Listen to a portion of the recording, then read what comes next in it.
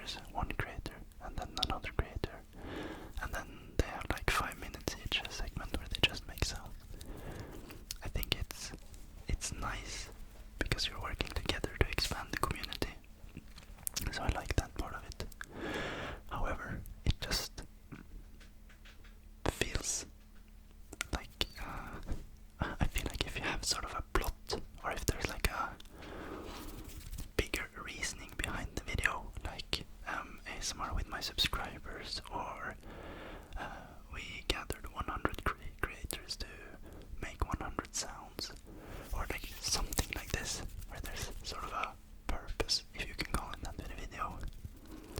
Or like roleplay collabs, those are cool. So if I was gonna collab with someone, or you know, tongue ASMR with like this whoa transition collabs, like whoa, like those where there's some sort of like plot or some sort of purpose with the collab. Just as I joined Mani ASMR's collab where she did with her subscribers, and that's nice, right? So yeah, that's my opinion on this matter. That might not be everyone's opinion. Why did I start a YouTube channel? I've always wanted to like have a YouTube channel and create content, and I did stream on Twitch, and that was super fun. But the thing is, I have a huge bar when it comes to doing new stuff, because I really want it to be perfect until I deliver a product. Therefore, I feel like I need to have like a good profile picture, a good like channel banner, or at least on something decent. I need a good concept, I need a good name, and the quality of the videos also need to be great by my standards. So to me the bar is quite high. That's why it took so long. Also, when I was younger, being in high school, I was too anxious about other people's opinion of me, which also raised the bar of creating an ASMR channel, or in general a channel where I put myself out there, higher. However, I wanted to stream, but at that time my internet and my living situation wasn't optimal for streaming, so that wasn't an option either. So I don't know, or maybe I just made too many excuses and didn't do enough actions. You know, there's always a million excuses not to do something. So go on out there and do something. And then ASMR Tanya, your last question is, why do you do ASMR? Well, there is a simple answer to this: because it's fun. I don't know, it's weird. I thoroughly enjoy, but I don't think it's necessarily the fact that it is ASMR, or maybe it is, but I thoroughly enjoy making content and create stuff, and I think ASMR is fun to make. Also, when you discover and sort of like listen to the sounds, and we discover the sounds together, that is a fun aspect of it. I do not have sort of this grand objective or feeling that I'm here to heal or make people feel good. If you're able to feel relaxed and good by listening to me, that's a huge bonus, and I'm extremely flattered. However, I don't regard myself or what I do high enough for that to be a reason, because I am just a simple guy making sounds for you guys, and I think that's fun. Nothing more, nothing less. Yeah, next question comes from Jaxie. ASMR, do your family and friends know about your ASMR channel? Well, no, or they might do. It's not like I'm trying to keep it a secret for them. It's just that I don't really talk about it either. I might tell them at some point. But at the moment I don't see any purpose. We live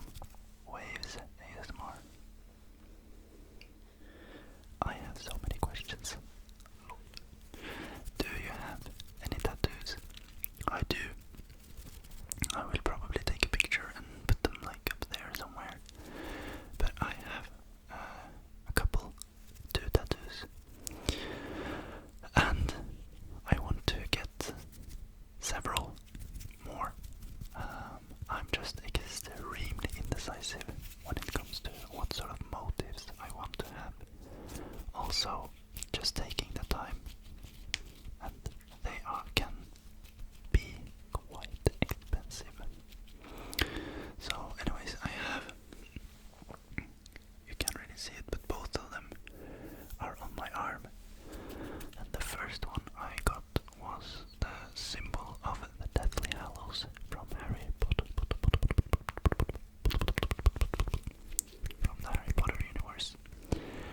And I took it about like 4-5 years ago, 6, 7, I can't remember. It's quite old. It was done by a tattoo student, so the lines are far from perfect, but I don't really care. It's my first tattoo, it's sort of a memory in itself. Also, I was not aware that eating and drinking in advance would be a great idea. So my blood sugar was not very high when I took the tattoo. So I ended up fainting. Which is actually not that abnormal. It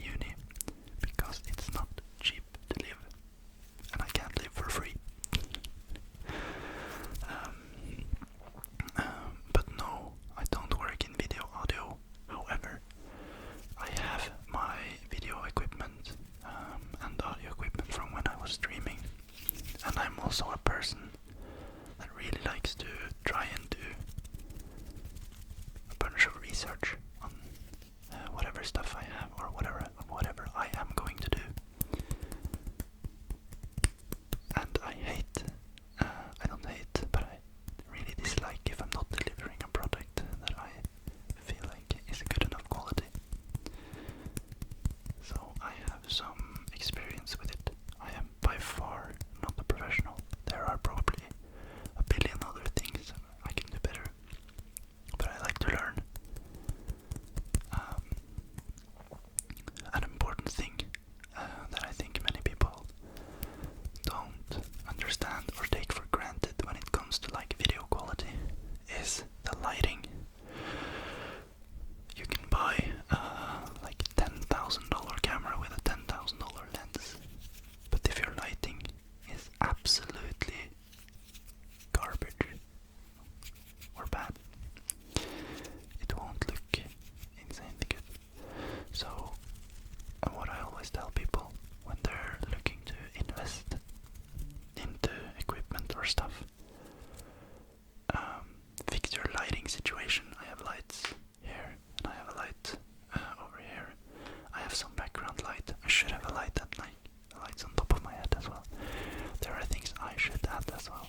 But lighting first and then better camera. Yeah, Mr. Music Mouse asks, what is something you would like to do that you have not done? As I said earlier, I am very content with my life. There is not much stuff that I think about constantly that I really want to do. I made an ASMR channel, so I don't think about that anymore. But I am a sucker for adrenaline. I don't do adrenaline stuff very often, but I love playing paintball, airsoft, go-karting, riding skis down like the downhill skiing. I love speed and adrenaline. So probably be like parachute jumping or bungee jumping would be something I would like to do. The rural juror asks, what did you use to stream? Would you do it again?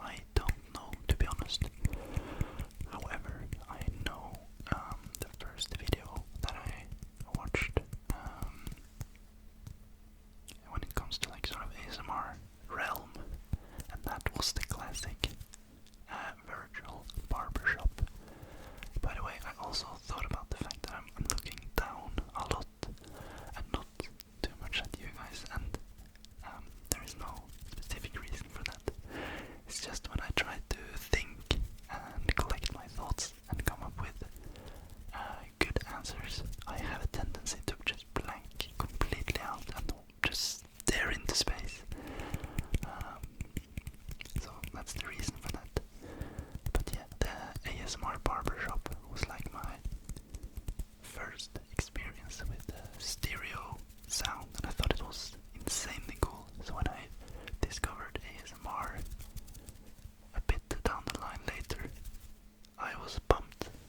Then Lars Espen asks, will you be doing live streams here in the future? Because I had mentioned that I did live streams earlier.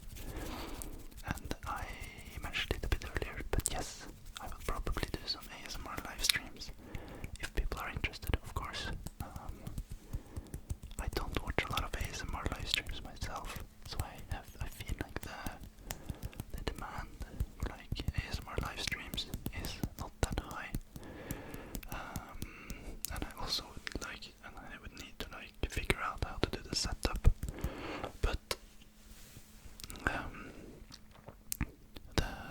the good thing is that I already have the cam link with the camera, so I will be able to stream with the exact same setup when it comes to like equipment. I don't have to use my phone for a camera or some sort of webcam with low quality.